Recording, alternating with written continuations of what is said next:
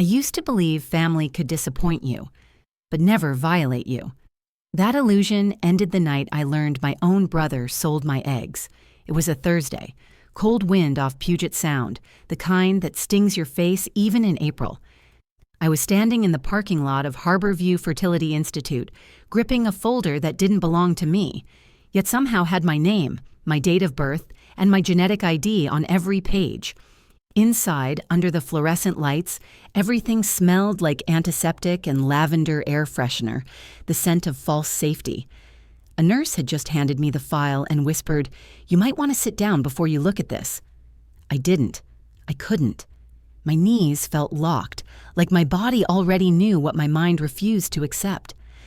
When I found out my own brother sold my eggs to a fertility clinic and made $100,000 from my stolen genetics, I didn't even scream. He just looked at me and said, "Your ovaries were more useful to the world than you." That sentence became a tattoo on my soul. My name's Lila Carter, I'm 29, and I work as a trauma nurse at Seattle Grace. I've held dying hands, delivered newborns, stitched up the drunk and the desperate, but nothing in the emergency room ever hit me like the sound of my brother's voice that night. Cut to flashback. Earlier that evening, the sky was heavy with rain, our parents' house glowing warm from the windows. I walked in holding the folder, still trembling. Ethan was sitting at the dining table, perfectly calm, scrolling through his phone like nothing mattered. "Where did you get this?" I asked, dropping the folder in front of him. He looked up, smiling faintly, that smug smile he's practiced since we were kids. "Oh, so you found out," he said. "Wasn't easy getting your data off that hospital database, by the way. You should really use stronger passwords." I froze. "You stole my records? My eggs?" He laughed. Actually laughed. "Relax, Lila. It's not like I took your heart. They were just cells. And look, 12 families are about to get their miracle babies. You should be thanking me."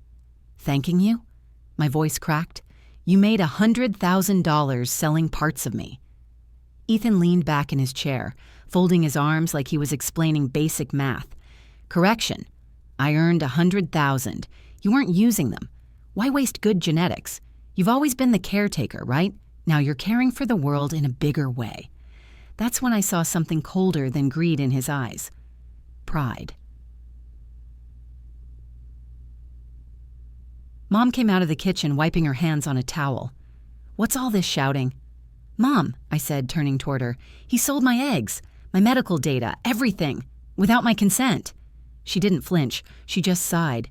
"Sweetheart, Ethan," explained. "He found a market, that's all. It's biology, not betrayal. You know how expensive fertility treatments are. Think of the good that came out of it." The towel in her hands twisted like a rope. "Good?" I whispered. "He turned me into a commodity." Dad looked up from his newspaper at the head of the table, eyes tired and distant. "Lila, you always take things so personally. It's done. Let's not create a scene." A scene. That's what they called it. The moment my body stopped being mine. And I remember walking out into the rain, barefoot, not even feeling the cold. My phone buzzed, a text from Ethan. "Ethan, you'll understand someday. It was practical thinking. Nothing personal. Nothing personal." I looked at my reflection in a puddle. Hospital scrubs, hair plastered to my face, the folder still clutched against my chest. I had spent years healing strangers, but I couldn't even protect myself from my own blood. A car passed, splashing water across my legs. Somewhere in the distance, the Space Needle lights flickered through the fog. Tall, indifferent, like the world didn't care whose DNA was being sold tonight. I thought about calling the police, but what would I say? My brother sold my fertility? Would anyone believe me? I wanted to scream, to tear the folder apart, but I just stood there, silent. Because silence felt safer than hearing another lie from someone I loved. Voiceover, low, steady. I thought betrayal had limits. Turns out, family doesn't. That was the night everything began. The unraveling of trust, the slow revelation that bloodlines can be business lines. I didn't know yet that 12 babies would soon carry fragments of me, or that 9 months later, the same clinic would call in panic and whisper, "Miss Carter, we have a serious problem. Whose DNA is this really?" But in that first moment, soaked, shaking, staring at my brother's text, I learned something far worse than greed.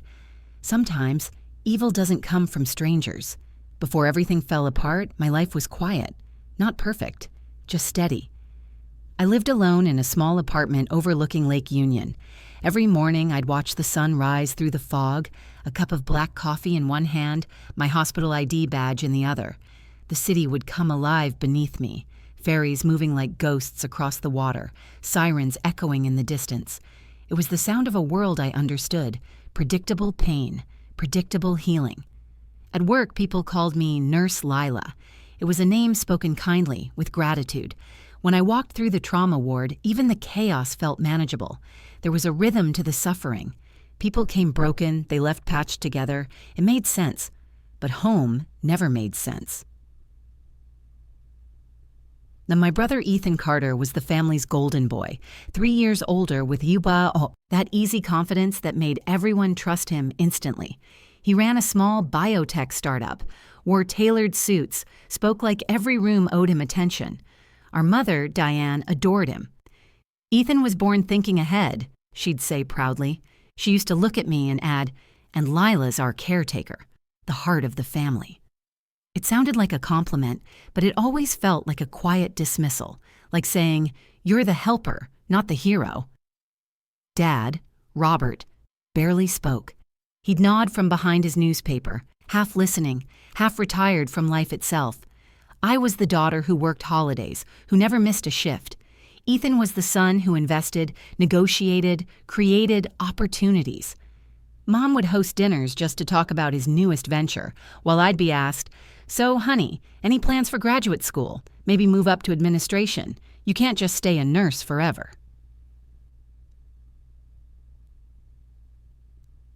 Nana, the truth was, I didn't mind my small life. I had patients who trusted me, neighbors who smiled, and one friend who truly saw me, Grace Mitchell, another nurse. We'd end our shifts with takeout noodles and laugh at how hospital cafeteria food could kill a soul faster than trauma ever could. Grace once asked, "Why don't you date more? You're pretty, smart, and way too serious." I told her, "Because every time I love someone, they end up needing me, not wanting me." She laughed softly. "Then stop saving everyone." But saving people was all I knew how to do. One evening, months before the clinic call, Ethan came by unannounced. I was still in scrubs, the smell of disinfectant clinging to me. He walked around my apartment like he was inspecting a hotel room. "You should really buy, not rent," he said, looking at the peeling paint. "You're almost 30, Lila." "I'm fine," I said. "Some people don't need marble countertops to sleep at night." He smiled that polished smile. "You always think small. There's a way to make your biology work for you, you know. Hospitals pay garbage, but your health data, your egg donation record, that's valuable." I frowned. "What are you talking about?" He shrugged. "Nothing illegal. I just read about this genetics matching program. Some clinics pay donors' families to reuse profiles for research." "Reuse profiles? That's not allowed without consent." "Consent's flexible," he said, half laughing. "Besides, you're not even trying to start a family. Might as well let your genes do something useful." I remember how the air changed after that. The rain outside grew heavier. The walls seemed to close in. I said quietly, "That's not funny." He only grinned. "You'll thank me one day when your DNA's making history." He left, whistling, like he hadn't just planted a seed that would grow into betrayal. At dinner, that Sunday, Mom repeated the same words she'd said my entire life. "Ethan thinks big, Lila thinks safe." I smiled politely and cut my chicken into tiny pieces I couldn't swallow. Dad murmured, "He's got vision, honey. You could learn from him." I looked up and said, "Not all visions are worth following." Mom sighed. "You always make everything moral. The world runs on practicality." That word, practicality, would haunt me later. After dinner, I went upstairs to my old room. The posters were gone, but the faint smell of lavender detergent lingered. I sat on the bed and looked at the framed photo of Ethan and me as kids. Mud-streaked faces, holding frog nets, smiling like we'd never hurt each other. How do people grow from that kind of innocence into monsters who talk about consent flexibility? That night, I wrote a note in my journal. Mom thinks logic is survival. Ethan thinks profit is progress. Dad thinks silence is peace. Maybe that's why I became a nurse, so someone in this family would still believe in healing. When I closed the journal, my phone buzzed. A text from Ethan. Ethan. Hey sis, what's your blood type again? Need it for something cool I'm working on. I typed back, why? He didn't answer. I laughed it off then. Thought he was just being weird. If I had known what he was really doing with my data, I would have changed everything. My passwords, my trust, my entire bloodline. But I didn't. Because back then, I still believed my family might love me the way I loved them. Quietly, faithfully, without a price tag. Before the betrayal came the silence. And silence, I've learned, is how most crimes in families begin. The first sign that something was wrong came on an ordinary Tuesday morning at the hospital. I just finished a 14-hour shift when my phone rang. Caller ID, Pacific Fertility Research. I thought it was a scam, but curiosity made me pick up. A woman's voice said politely, "Good morning, Miss Carter. We're just confirming a few details about your donor profile before final processing." I blinked, half asleep. My what? Your donor profile. You're listed as a verified genetic contributor in our database. We just need to confirm your consent signature. My heart stopped. You must have the wrong person. I never donated anything. The line went silent for 2 seconds too long. Then the woman's tone shifted. Miss Carter, are you saying you didn't authorize this transaction? The word transaction hit me like a needle to the chest. Within an hour, I was driving north on I-5 with adrenaline replacing sleep, headed straight for the address she gave me. Harbor View Fertility Institute. And the clinic sat in a polished glass, building near Bellevue. Inside, everything gleamed. White walls, chrome railings, smiling receptionists who looked too calm for what they were part of. I showed my ID. You called me this morning. Lila Carter. Someone's using my information. The receptionist's smile faltered. She typed rapidly, eyes flicking across the screen. Then she whispered, "Please wait in the conference room, Miss Carter. Dr. Lang will see you shortly." A minute later, a tall man in a lab coat entered, clutching a folder.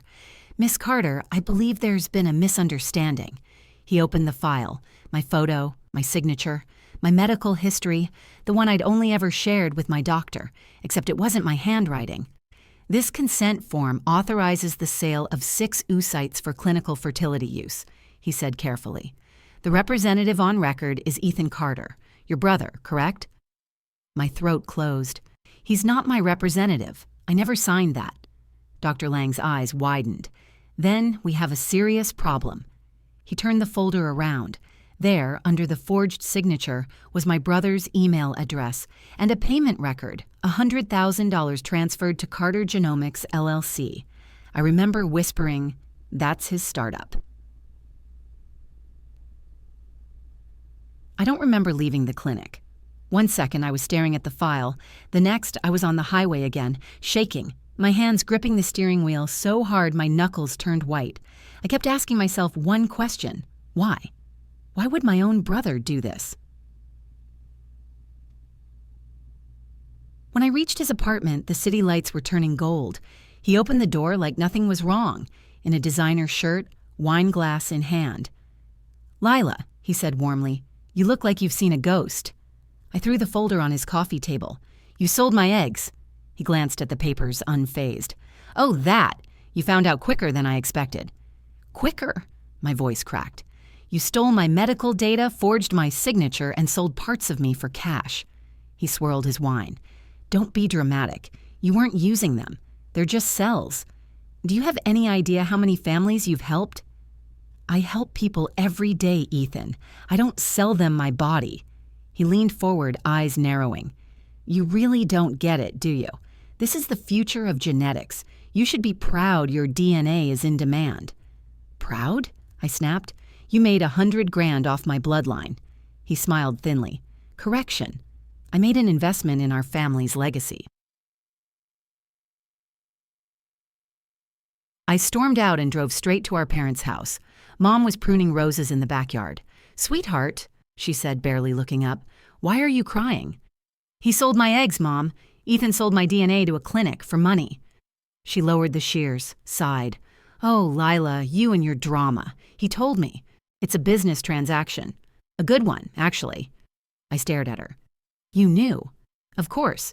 He explained everything. He used your donor ID from college to help families conceive. You always said you wanted to help people. That was a friend donation for medical research, not for profit. He hacked my files. Mom folded her arms. Stop being so sentimental. It's called practical thinking. You should be thanking him. Dad appeared at the doorway with his coffee mug, expression blank. Your brother's doing what he thinks is right for the family, he murmured. Let's not turn this into a scandal. A scandal? I whispered. My body isn't a headline.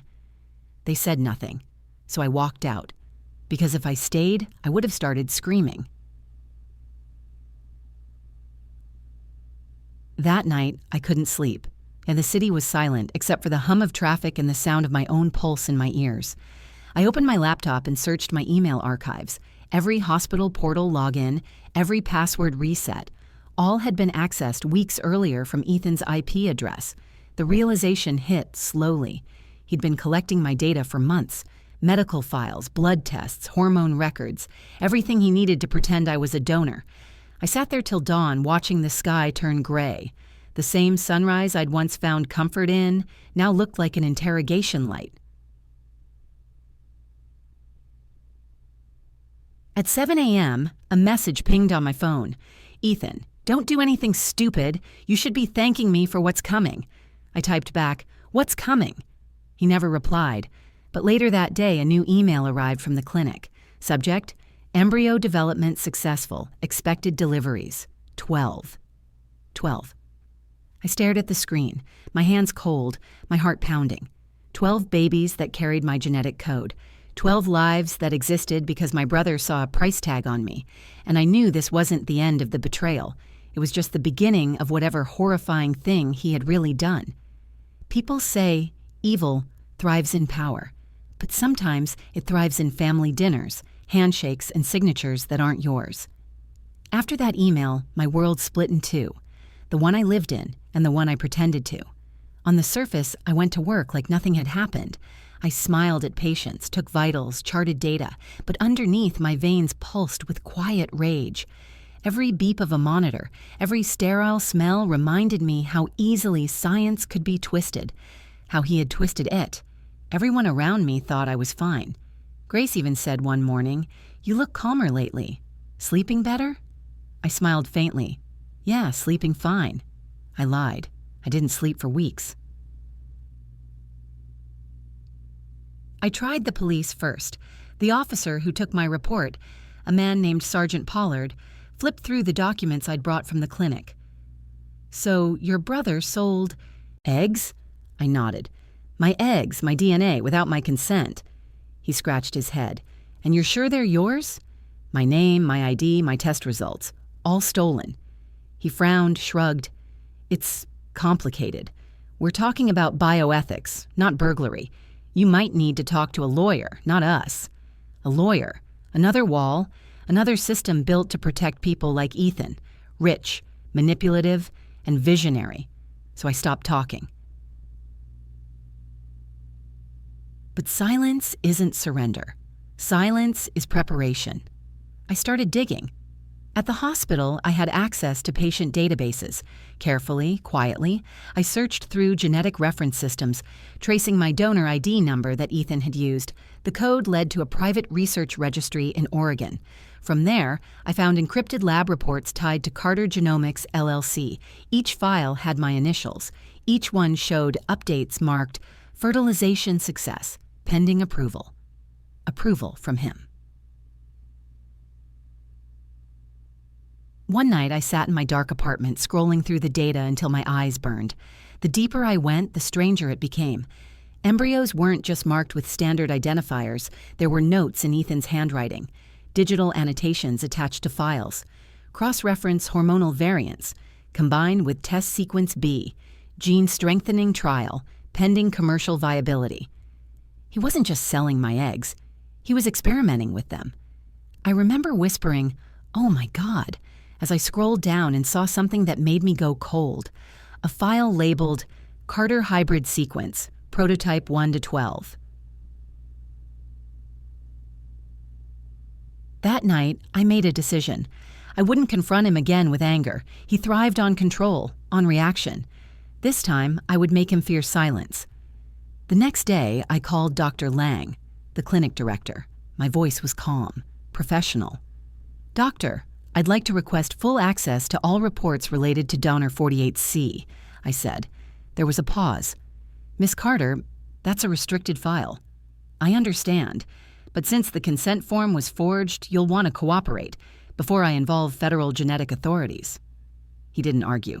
Within hours, I had everything. 9 months passed like a slow-moving storm. I moved through life quietly, watching from the shadows as Ethan flaunted his success online. Carter Genomics celebrates groundbreaking fertility outcomes. 12 successful live births pending confirmation. He was everywhere. Podcasts, biotech conferences, articles calling him the next frontier of family planning. Mom was proud. "He's making history," she said at one dinner. "Imagine our son helping create life for so many couples." I stared at her across the table, forcing a polite smile. "Yes, Mom. He's quite the creator." Inside, I wanted to tell her, those babies weren't miracles. They were crimes wearing innocence. I began documenting everything: emails, financial transfers, medical logs, genetic profiles, all tied to my identity. I stored copies in encrypted drives, labeled them patient research. At work, I'd sneak into the pathology lab after hours, running small DNA samples I'd pulled from the clinic's shared data. Confirming what I already knew, every embryo carried traces of my chromosomes.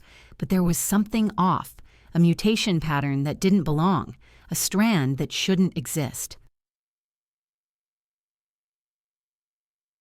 The day the clinic called again, it was raining. I was charting vitals when my phone buzzed. Unknown number. "Miss Carter, this is Dr. Lang. We have an urgent issue regarding your file." My pulse quickened. "What issue?" He hesitated. "The deliveries were completed last week, all 12 infants, but there's a problem with their DNA sequencing. We ran standard verification, and the results don't match your genetic baseline." "What do you mean?" "There's an additional donor sequence," he said quietly. "Half of the infants are showing a hybridized strand that doesn't correspond to any registered donor. It's unprecedented." I stared at the monitor in front of me, my reflection flickering on the screen. "Doctor," I said slowly, "are you saying the babies aren't fully mine?" He hesitated again. "No, Miss Carter, they are, but they're also someone else's." When the call ended, my body felt numb. I walked out into the hospital corridor, every sound fading to static. The beeping monitors, the chatter of nurses, the rolling carts, everything blurred into one truth. Ethan had gone further than theft. He'd crossed into creation. He hadn't just used my eggs, he'd modified them.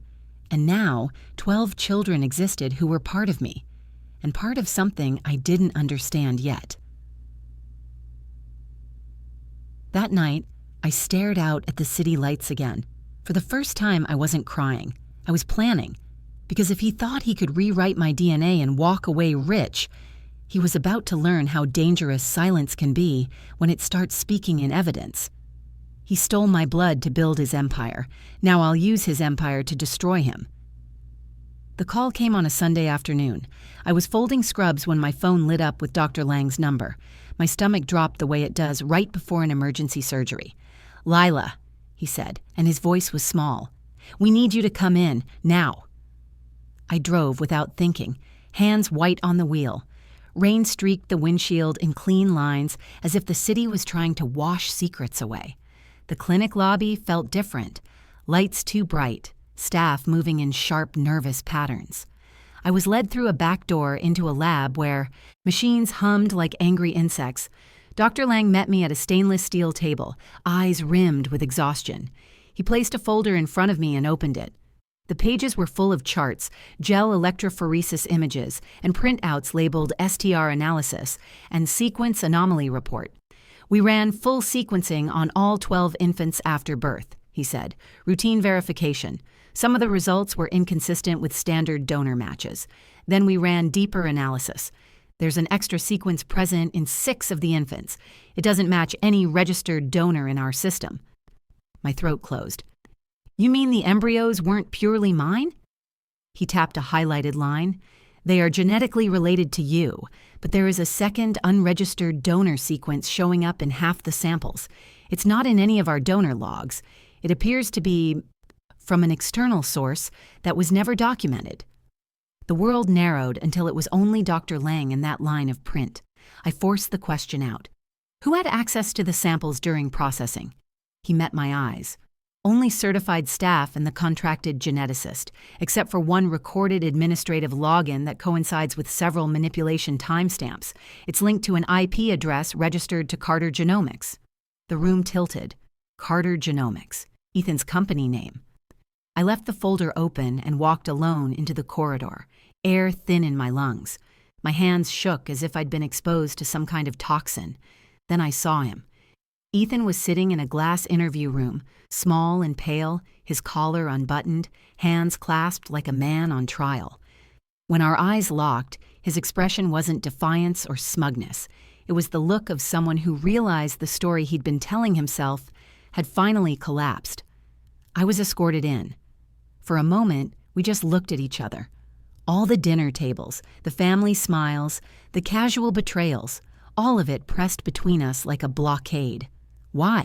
I asked, the single word zeroing onto the question that had hollowed me out for months. He swallowed. I never meant for this to happen like this, he said, voice thin. I thought I could control it. I thought I could create a product, healthy, resilient embryos. It was for research, for patents, for a future. For a future? I repeated, each syllable a blade. You stole my identity, forged my consent, and then you mixed my eggs with your cells? He flinched as if I'd struck him. I used my own induced pluripotent stem cells. I thought, if I combined them, we could influence certain traits. I never expected the clinic to implant them without further testing. I never expected 12 live births.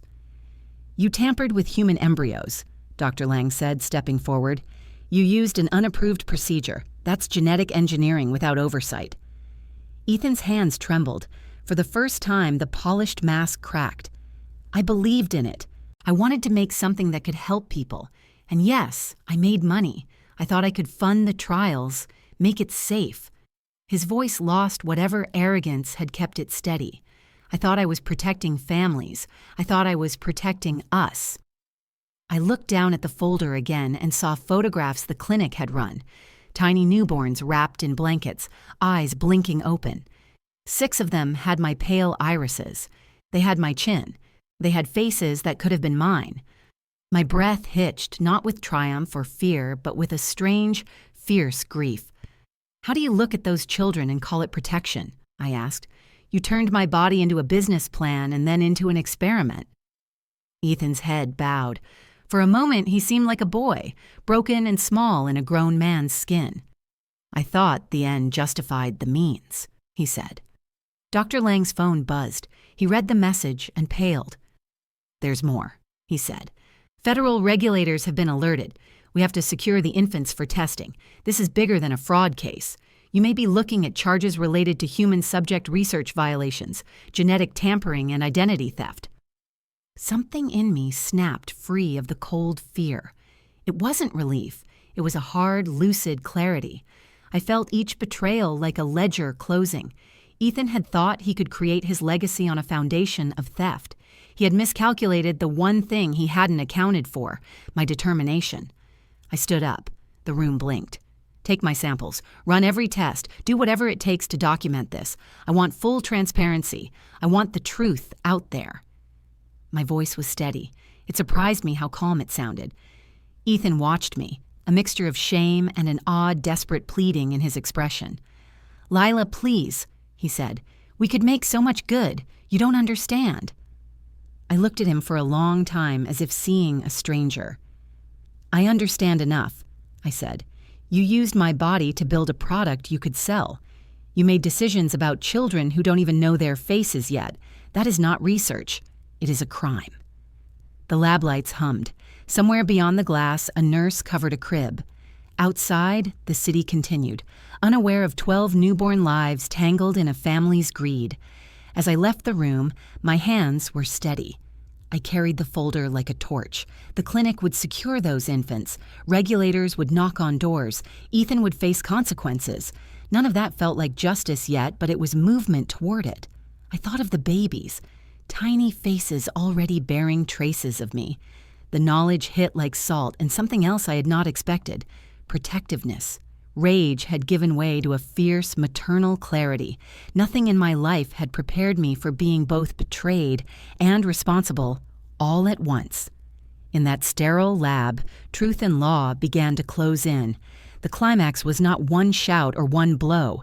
It was the moment the lie could no longer hide under a forged signature and a smiling press release. He built an empire on my body. I would dismantle it with evidence, with law, and with the simplest force I had left: telling the truth. The weeks that followed felt like living inside a court transcript. Every conversation had weight. Every phone call demanded proof. The clinic moved with the frantic energy of people who had finally been found out. Regulators arrived, boxes were sealed, and lawyers circled like vultures and angels at once. I spent mornings at the hospital and afternoons at deposition rooms. I sat under fluorescent lights and gave statements that sounded clinical even as they reopened the wound. I handed over my encrypted drives to federal investigators. I watched technicians run tests on blood samples and embryo archives, while I waited in a room that smelled like coffee and nervous hope. Ethan's face showed up in news articles within days. He tried to spin a story about innovation gone wrong. He hired expensive attorneys and publicists who polished his words into something almost believable. "We were experimenting within gray areas," one statement read. "Our intentions were to help families." The phrase "help families" echoed across channels, as if saying it enough could erase the forgery, the theft, and the children who would never ask to be part of this. The prosecutors moved faster than I expected. Identity theft, unauthorized human subject experimentation, fraud, illegal genetic manipulation. Those were heavy charges, and the investigators treated them like machinery that needed calibration. Methodical, relentless, inevitable. They asked me for everything: phone logs, hospital access records, emails, bank transfers. I gave it all. Giving evidence felt like handing over pieces of myself, but it was also armor. My parents stopped answering my calls. At first it was silence. Then their house went quiet on purpose, like a friend who avoids your eyes to keep a secret from being noticed. Sometimes, late at night, I would drive past their street and sit in my car watching the porch light burn through the dark. I wanted to walk up and tell them the whole story so they could see the truth in my face. Mostly I wanted them to defend me. They never did. Friends rallied in ways I hadn't expected. Grace brought me casseroles and sat with me through long legal calls. A few nurses pooled money to help cover the cost of my time off work. Strangers messaged me with stories of similar betrayals, and in those messages I found a strange solidarity that warmed me in the coldness of family betrayal. The clinic surrendered cooperation quickly once the regulators arrived. They could not ignore the sequencing reports showing hybridized strands. Security footage and login timestamps traced a path that led straight to Carter Genomics servers and then to Ethan.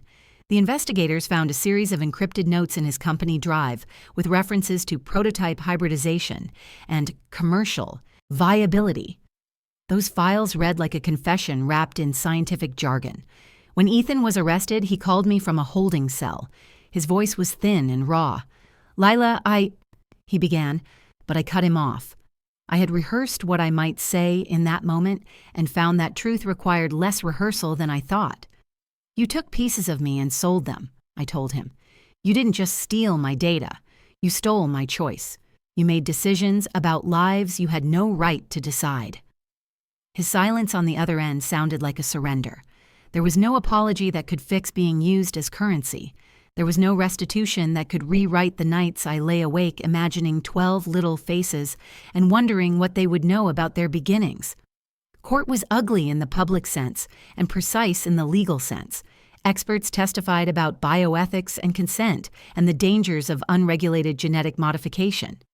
I took the stand and spoke plainly about the details of my life Ethan had weaponized, my medical records, the vacations that appeared in logs he had used for cover, the texts where he minimized what he did. My testimony was calm and measured. Every time I felt raw emotion rising, I focused on the facts. Facts become anchors when everything else is sinking. Ethan was convicted on multiple counts. He received a sentence that would keep him from leading a company ever again. He lost his startup and his freedom. The verdict did not fix my family, nor did it erase the nights I mourned for 12 infants whose starts were tangled in greed. Months later, after the legal dust settled, I got a letter from the state child welfare agency. The 12 infants had been placed with verified adoptive families through emergency protocols, while the courts determined the best options. They were safe. That knowledge chewed away at something inside me and then settled into a cautious relief. I asked repeatedly to be kept informed about their health statuses. The agency sent updates when they could, respecting privacy, but sharing essential information. Photos arrived sometimes, tiny faces with eyes that looked like mine, sleepy smiles that belonged to no one and everyone at once. Seeing those images produced a complicated tenderness. Part of me wanted to run to them and announce my existence, to claim kinship. I restrained myself.